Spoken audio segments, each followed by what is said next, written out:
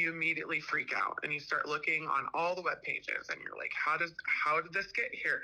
Who did this to me? How do I get these down? That's the reality for many when they realize non-consensual images of them have been posted online. Not only will you be suffering from sexual abuse, because that's what it's classified as, but you will have serious psychological and emotional distress.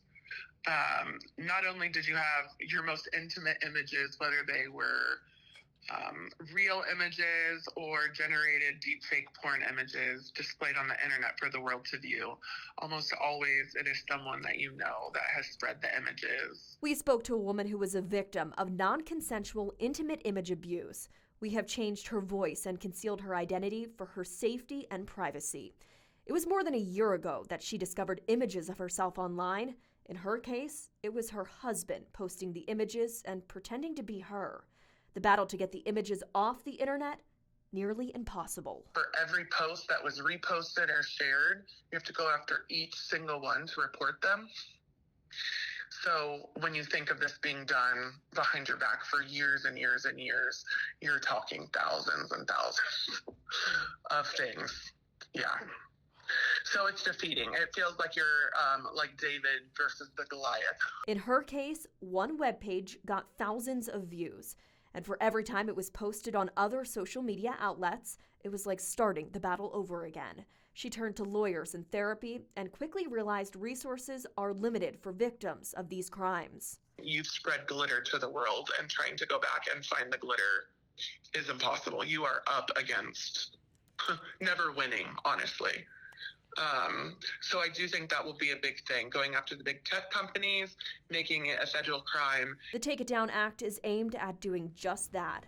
The bill would make it a federal crime to post or threaten to publish intimate imagery online without an individual's consent. Social media companies would have 48 hours to remove images and delete duplicates after a victim's request. This goes for real images or those that are computer generated. The algorithm that we typically call deep fakes came out in 2017, and it was released publicly to the internet specifically to create pornographic videos.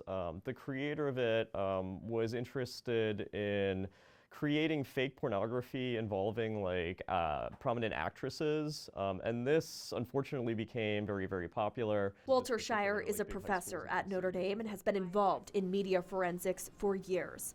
He said the prevalence of these crimes has grown. When the algorithm was first released, it required a bit of technical knowledge to get up and running, but that is largely falling by the wayside as the user interfaces have gotten much simpler. Shire says while the images are fake, the impact is real. We've seen this in middle schools and high schools, specifically targeting young women, which is appalling. And I think there's a pretty strong legal case when you think about laws related to child pornography. As the Take It Down Act moves through Congress, it is important to know that there are state laws that target this content. FBI Special Agent Herbert Stapleton in Indianapolis told me this is an emerging trend and they have seen cases. Just because it's a computer-generated image of someone, a victim, does not mean that it's harmless, and it doesn't mean that you haven't violated the law. Stapleton says that they are keeping an eye on AI that is used for harassment, bullying, or extortion. He said it is a violation of the law. Sometimes the law is slow to keep up with technology. It's just part of the way our system works.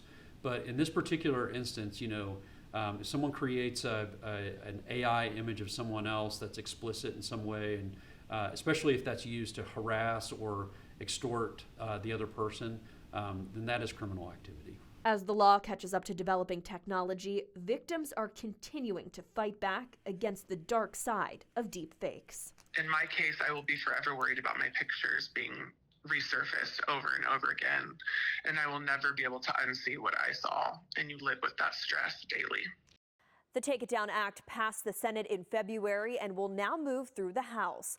Just last week, First Lady Melania Trump lobbied on Capitol Hill for the bill that she says prioritizes the well-being of young people.